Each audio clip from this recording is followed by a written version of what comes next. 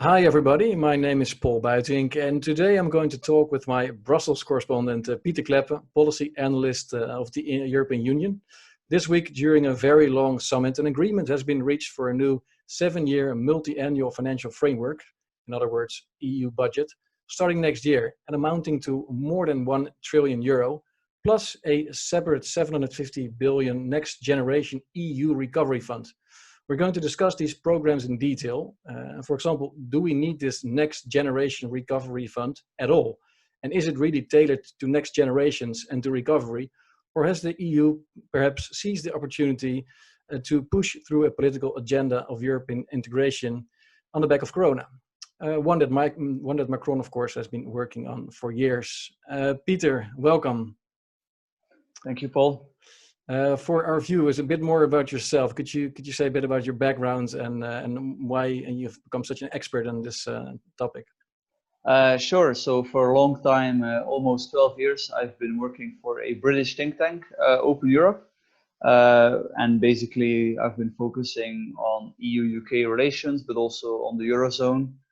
In that capacity, writing comments, trying to push the agenda. Our think tank was always dedicated to reforming the European Union, but obviously in 2016, the British people, in their wisdom, decided that it was better to leave. Yeah, here I am. So my current occupation is I'm associated with another think tank, the Property Rights Alliance, based in Washington, D.C. I'm a non-resident fellow based in Brussels. And I can also say that soon I will launch a new website, an opinion site covering EU affairs, eurozone affairs. So I'm still very much following all the developments. Interesting. Looking forward to your new website. So it's been quite a week. There was this marathon summit, and in the end, something big was agreed on. Could you first of all briefly summarize what was agreed on exactly? Okay. So two things basically. First of all, the special COVID stimulus spending, which has been named the Next Generation Fund. This entails the EU spending 750 billion euro. Part of it will be grants.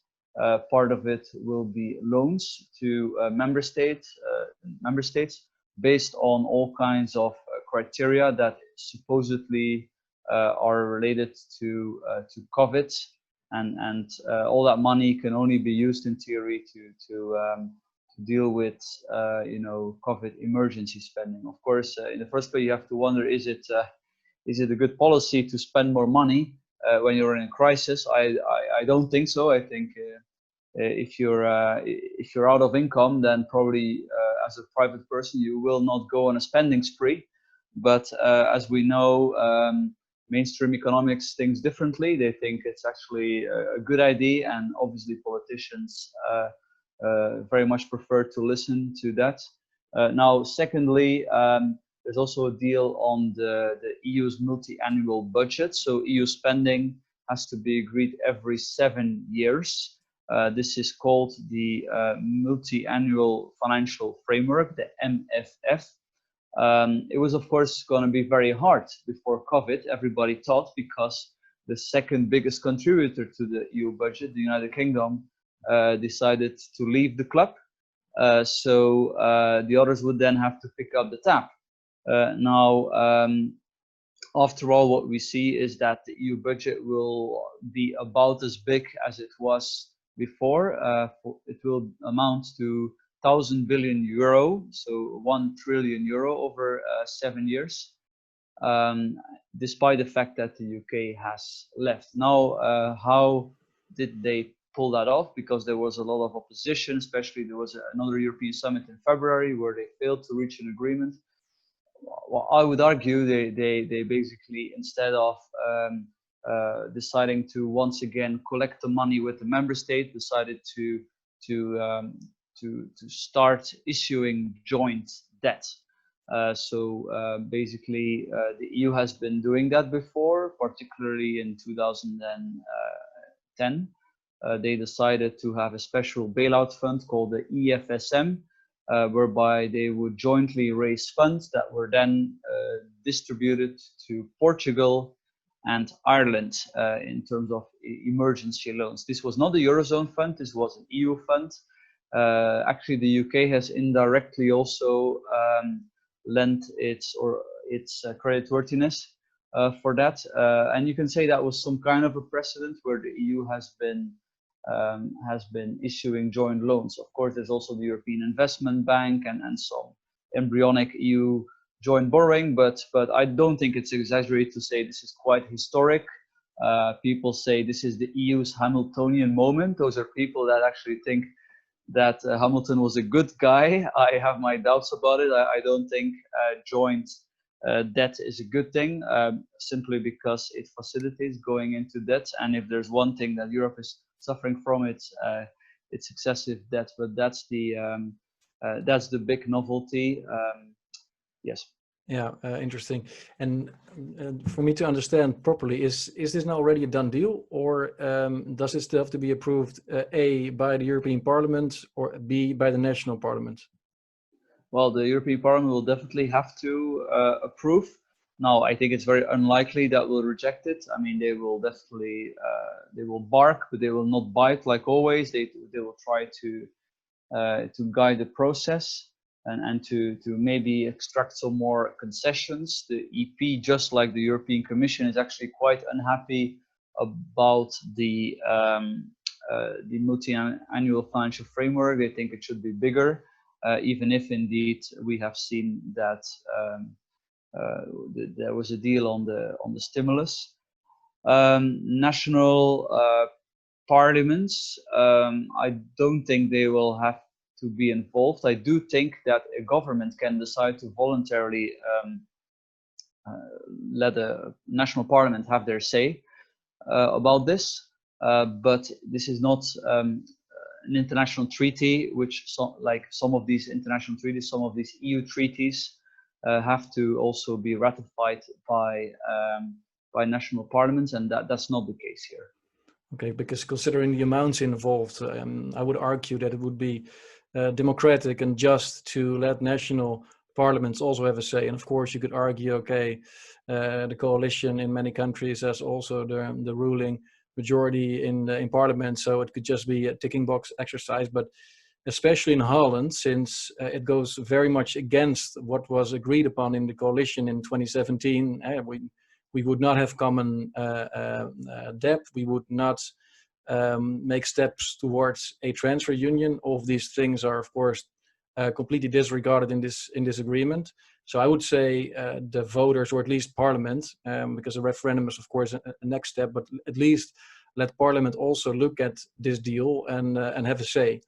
That would be my preference, and it would be nice if it would come to that point. I know there are already questions asked by certain MPs in Holland. And also especially because if you look at some recent surveys, then there's a lot of support maybe in Holland for helping out other countries and for support for the EU, but not so much support for gifts and grants. The support is more for loans. 70% in Holland in a recent survey said, look, we're fine with helping out other European countries, other EU countries, but the same amount, around 70%, said, okay, but it has to be loans because the money has to be paid back. Which I understand, because in Holland, of course, at the moment, as in many other countries, we suffer a lot from the lockdown and the measures taken against COVID. A lot of municipalities are short in cash. A lot of people are losing their jobs. Also, pensions are being cut. So in that environment, then to be giving money to other countries, those amounts, big amounts, we're talking in Holland, only for the grants, for example, I think it's a net amount of 16 billion that has to be paid. And let alone the budget, of course, the multi-annual budget. It's very tough for many people to realize what just has happened in this summit. So it would be fair, I believe, for Dutch people to or at least their members of parliament to look at the deal. What do you think?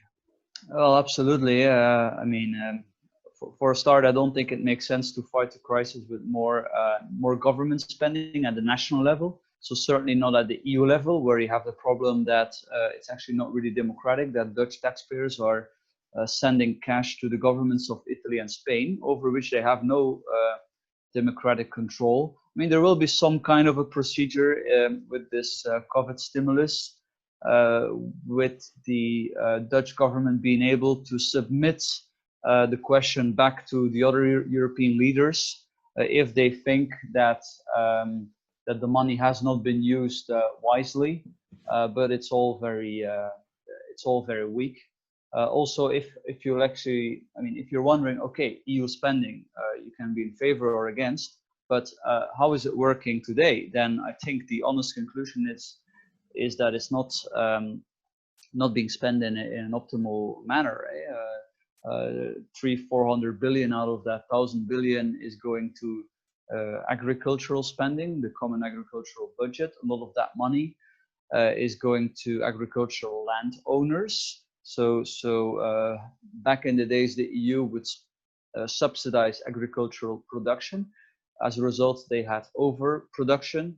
They said, oh, we can't have that anymore. Instead of just basically slashing the subsidies, they decided to use that money for subsidies to landowners, to try to indirectly give it to farmers. Farmers, of course, that have to deal with all the very intrusive European regulation. It's almost, they operate in a planned economy.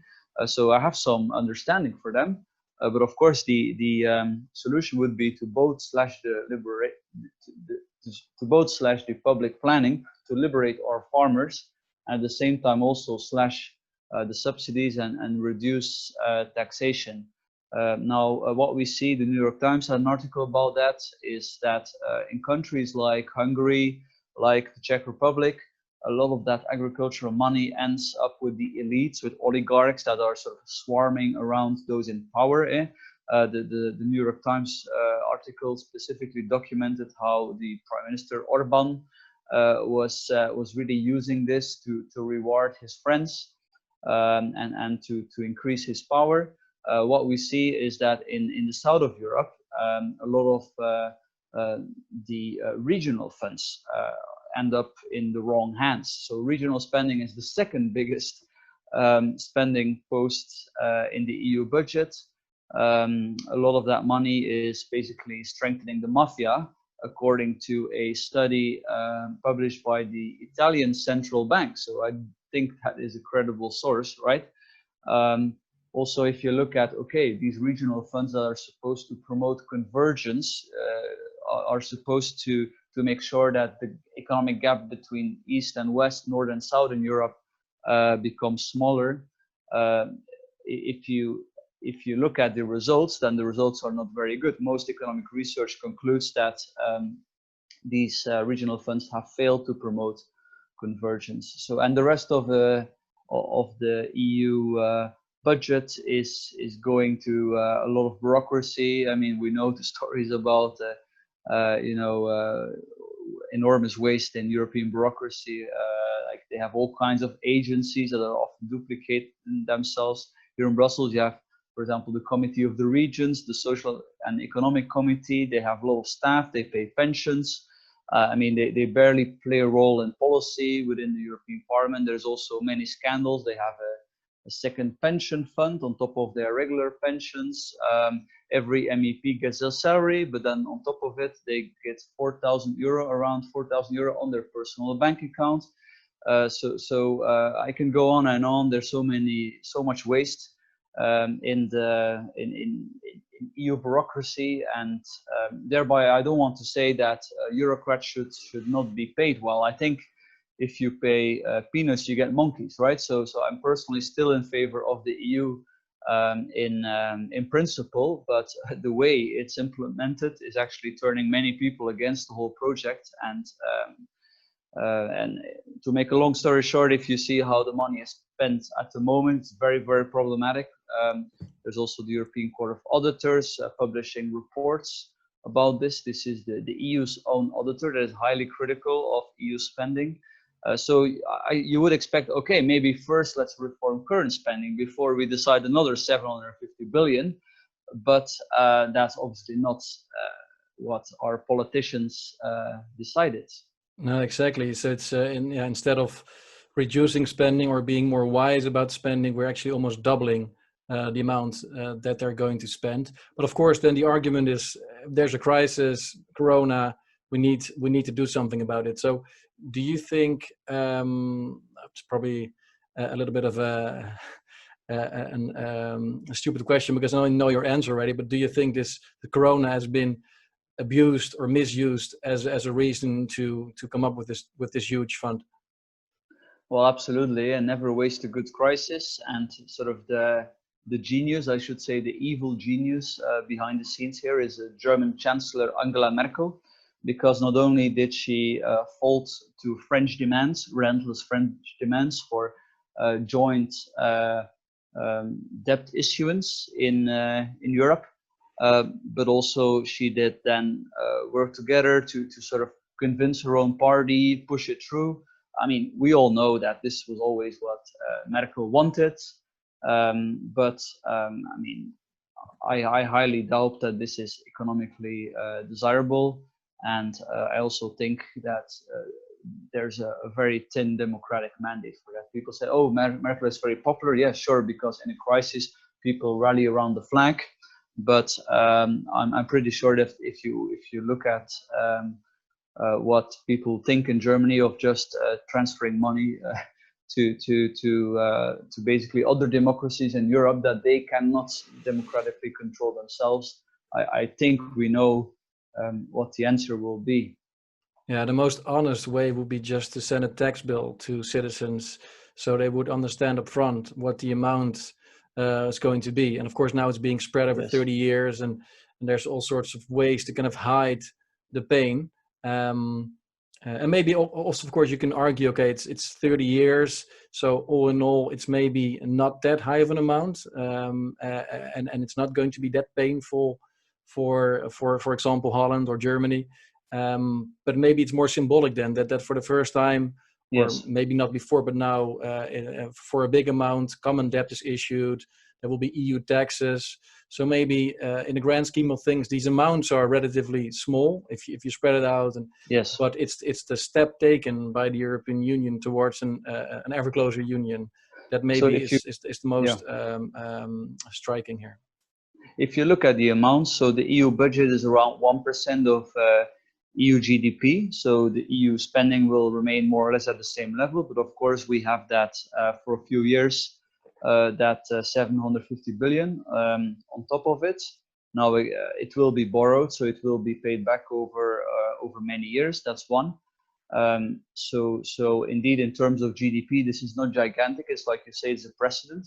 Now, also, if you look at the real, mechanism to keep the eurozone afloat, because the euro is, of course, in perennial crisis, not only because of the high debt levels of some members, but also because of the lacking, political will to really, organize transfers to the size that you have in the United States. I mean, then it is the European Central Bank that is behind the scenes, really active. So to put it in numbers, so of that 750 billion stimulus spending, the EU Commission intends to spend, I think it was around 300 billion in the first 2 years of it. Now, if you look at what the European Central Bank is doing this year in 2020 and in 2021 alone, they are close to 2,000 billion extra monetization on top of sort of the money creation that you have otherwise, which probably explains the gold price expressed in euros, silver price now. So behind the scenes, the ECB, with its its program for the pandemic, with its ongoing QE program, it basically continues to create money out of nothing. It uses that to buy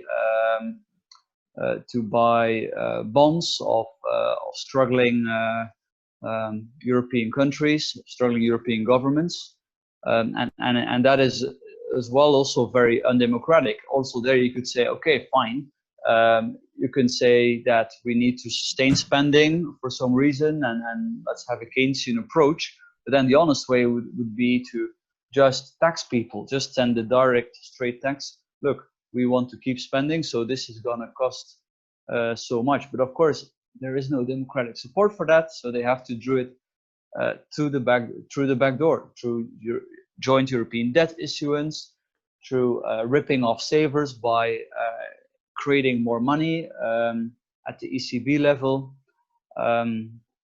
That's what they do. And the debt issued by the European Commission that's going to be bought by the market, parts of that will be bought afterwards in the secondary market by the ECB. Do you have any idea how much of the 750 billion will end up at the balance sheet of the ECB?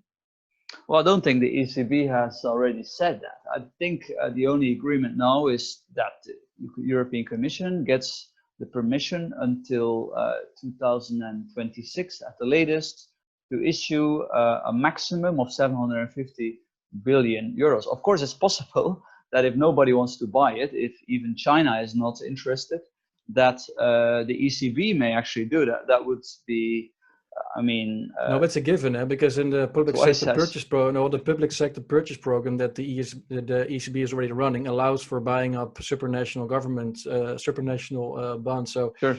I think it will probably be it will probably end up quite a bit on the ECB balance sheet, and of course not directly, because that would be against the treaty. But then they'll sell it first to banks and pension funds, for example. They would resell it to the ECB. That's what probably is going to happen. So the ECB they needed ammunition. They need more bonds, and of course there's a scarcity of bonds. So through this way, the ECB gets to buy more paper, which was scarce, and the European Commission gets to spend more. So it's all very MMT-like, of course. So MMT has arrived to Europe now formally, but also it sounds very much like eurobonds to me. And eurobonds was something, or corona bonds, however you want to call them, was something that at least the current Dutch government was against. But I don't know how to spin this, but to me it sounds like eurobonds. Or how would this be any different from a eurobond? What's going to be issued by the European Council? I agree, with that difference that perhaps you could argue that eurobond is a jointly issued bond by eurozone member states, whereas this is going to be backed by all EU member states, including Sweden, Denmark, countries that are not a member of the eurozone. But of course, that doesn't make it any better; it makes it worse, because I don't think the Dutch should pay for propping up Italian or Spanish government spending or Belgian government spending. But certainly countries that have democratically decided after, say, a profound democratic process, including referendums, to stay outside of the eurozone, surely they should not be now held liable for economic mismanagement that has been facilitated by the eurozone. Because I think we often forget why Spain and Italy have been able to build up the debt that they have been built up. Especially in the case of Italy, we can see that the debt has been built up in the 1970s or 80s on the one hand, of course. So you could say, oh, it's nothing to do with the euro, but the fact that Italy was a member of the euro allowed Italian banks to continue to receive very cheap financing from the ECB, which they could use to help the Italian government by continuing to buy Italian government bonds, something that has now been taken over by the European Central Bank. The same has happened in Spain and in Ireland. Spain is an interesting example. Spain, until the crisis struck there in 2012, it had more or less followed the EU budget deficit and debt rules. It did not have the monstrous debt that Greece, Italy, and Belgium had. But still, Spain ended up in deep trouble, because also there a lot of the cheap money was sent from the ECB to Spanish bank, and they pumped it into real estate. And then a bubble was created. So also in Spain, which has never properly left the crisis, the euro and its membership of this common currency is very closely related to the economic troubles that we see there. And of course, now those governments are claiming that they should receive money because of COVID, but everybody knows that the problems run much deeper, and that COVID is like the final push to to get them in real trouble. Yeah, I also believe that Poland, for example, they are going to receive quite a bit, and they are not as much affected by COVID. So it's also very arbitrary, and they're also basing themselves, I believe, on older pre-COVID statistics sometimes in order to define who's going to get what. And what about the debt that's going to be issued then by the European Commission? That let's say the whole 750 billion. Is that then going to be added pro rata to the debt to GDP ratios of country, or this is just a trick to avoid the debt to GDP ratio of Italy from going up? Because according to normal accountancy rules, you would argue that at least the percentage as Italy is part of the European Union, at least that part they should add to their own debt to GDP, right? Any accountant would argue, I would say. Yes, I would definitely argue it should be added to the debt of national governments. Frankly, I don't know how they do it for debt issued by the European Investment Bank, for example, and I would imagine that the same method would be followed. But I would not be surprised if of course it would be kept outside of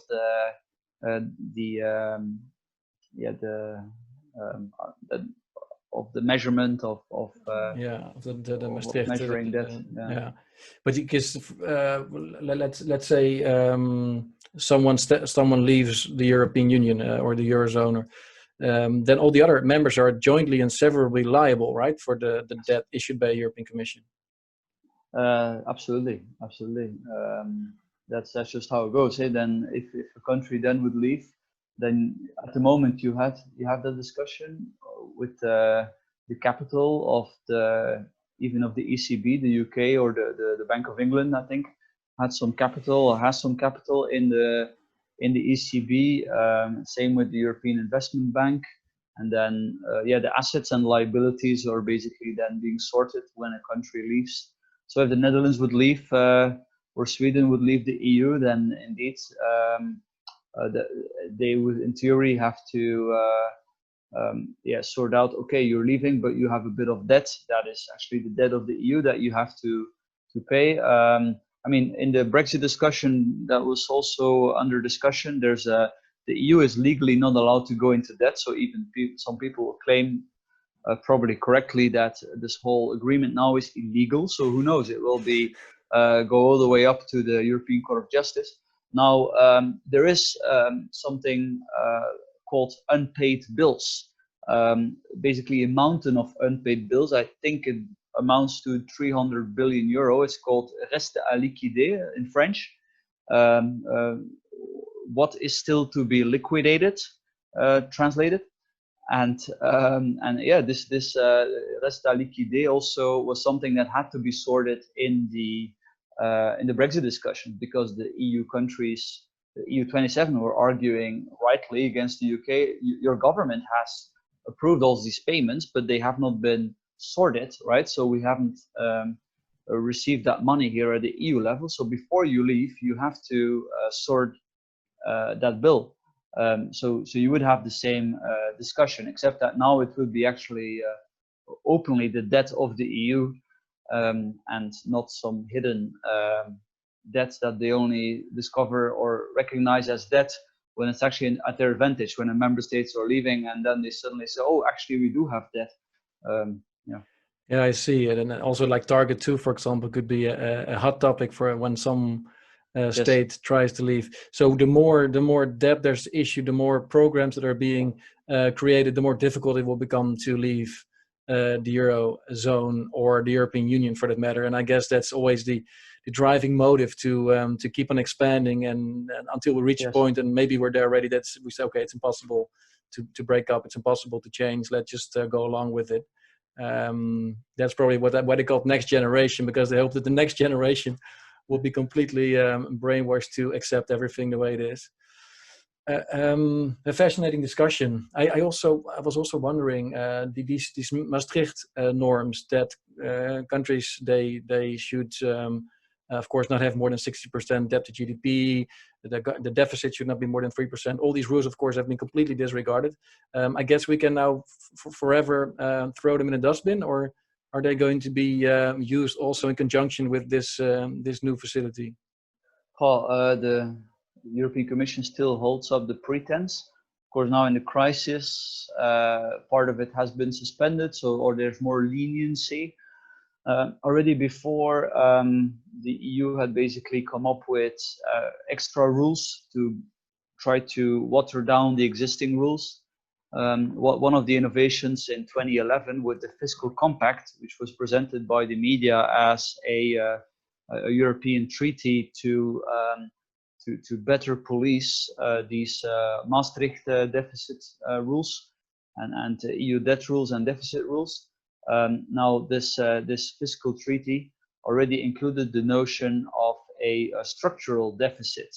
Now the structural deficit is basically it's a budget deficit, but recalculated while taking into account future growth. So, for example, if the Netherlands or Belgium, if Belgium would have a 5% budget deficit,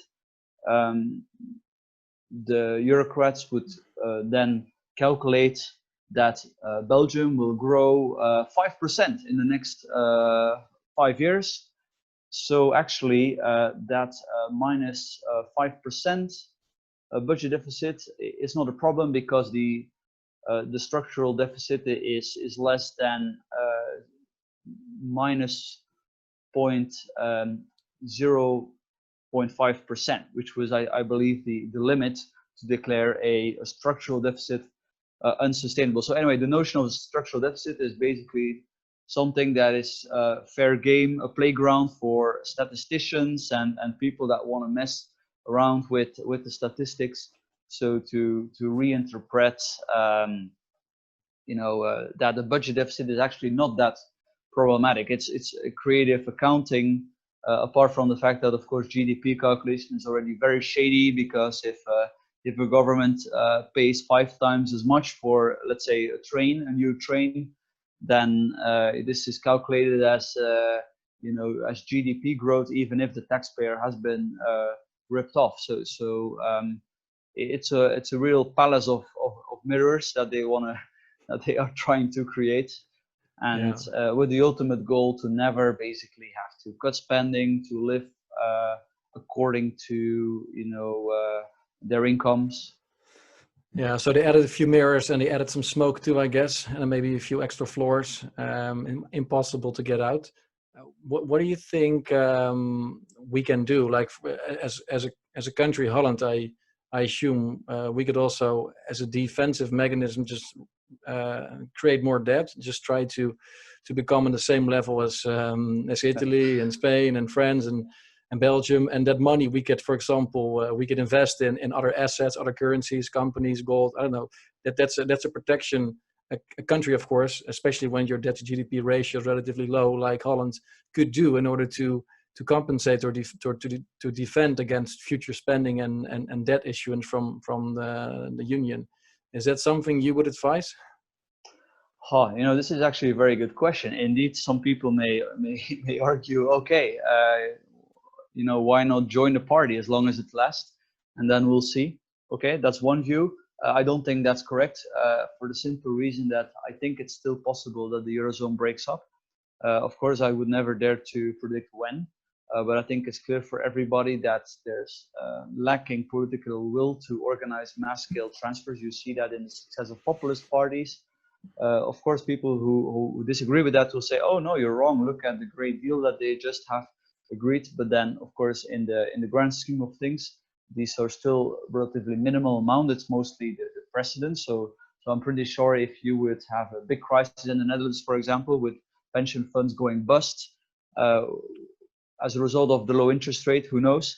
then I think it would be political much more hard to defend ongoing transfers, and maybe then the Netherlands would leave.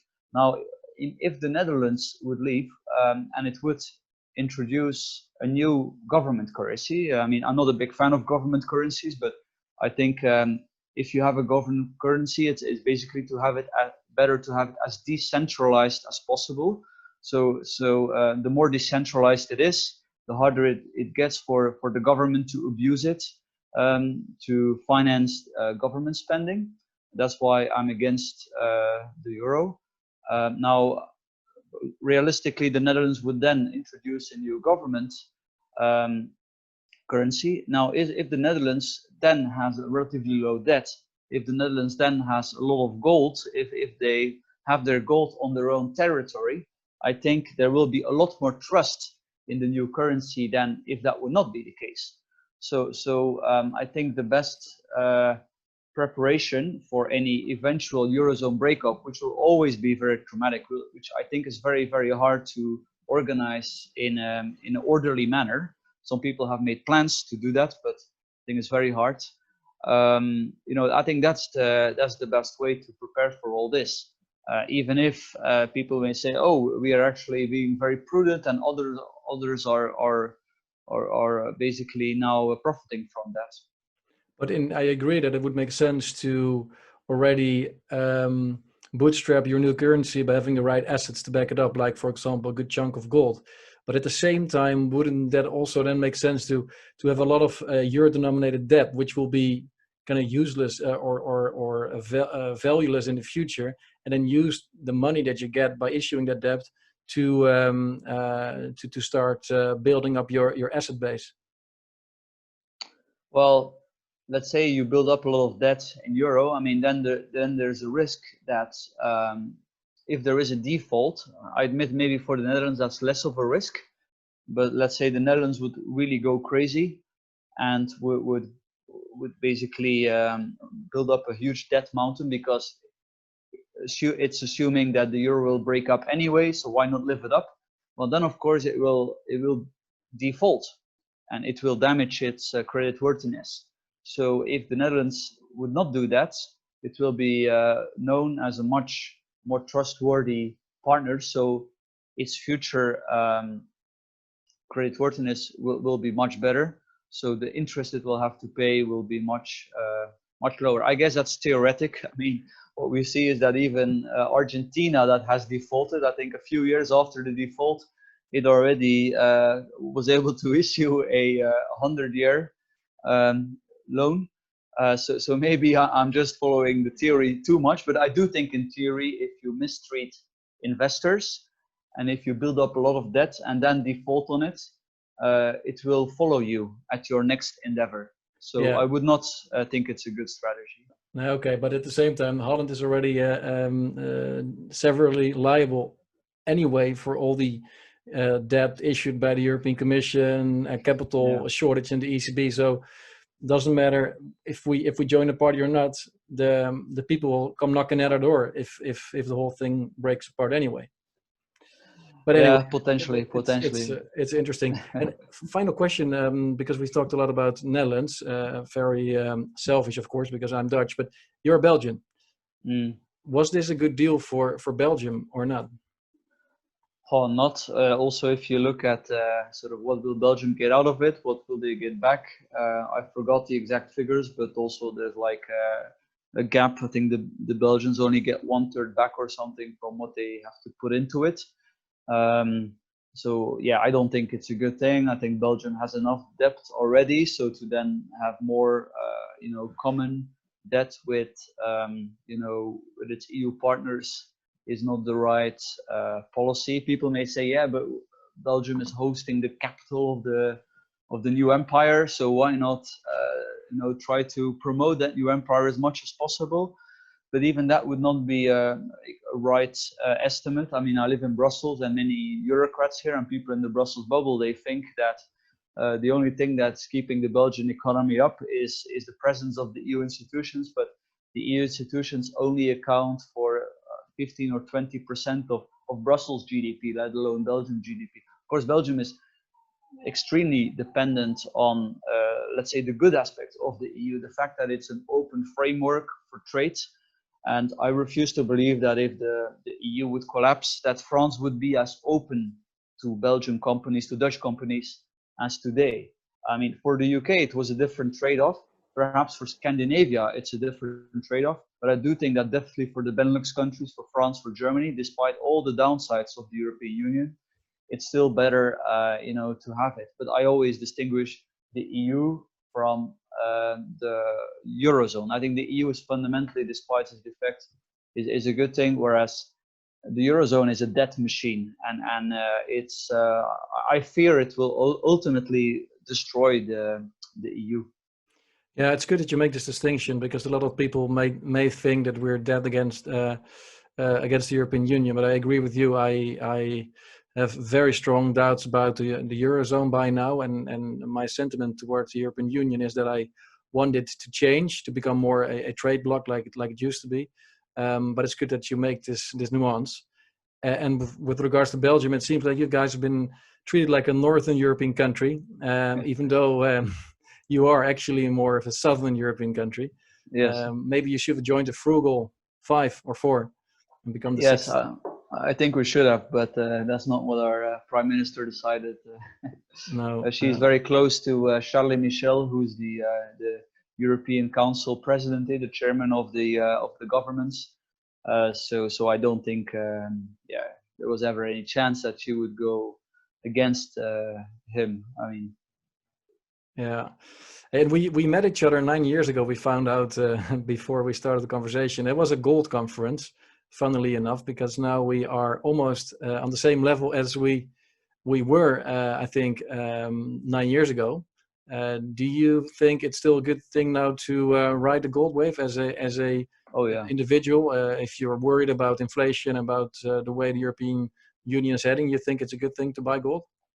Absolutely. I think physical gold, of course. I mean, if you look at the global level, if you look at the EU level, if you look at how much money they have been spending and how much the real economy, is going to shrink, and how much more the European Central Bank will be printing, I really have a hard time imagining that it will turn out to be a bad idea in 5 years to have bought some gold. I don't say you have to put your whole fortune into it. That's probably not responsible.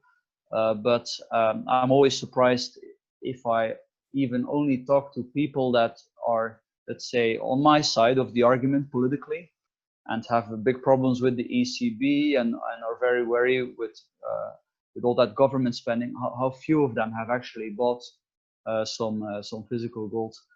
So I think that will change. I think I see in the last few weeks in the media renewed interest in physical gold, and also silver. I have more doubts about silver. It strikes me as incredibly complicated to predict what silver is going to do, but apparently the markets at this moment think it's going to go. It's a good idea to buy it. But for gold, I mean, you're betting against 6,000 years of gold as a wealth preservation instrument if you do not buy this precious metal. Well, thanks, Pieter. Fascinating call. Where can people find you online? I guess my Twitter account. So that's PieterCleppe. Great. I'll put it in the show notes. Anything else you want to add? I think that's about it. It was a nice conversation. So yeah, keep it up. Definitely. Yeah. And keep on reporting about what's going on in Brussels. And I've seen many interviews of you this week. So keep it up. Very valuable. Thanks. My pleasure. Thank you.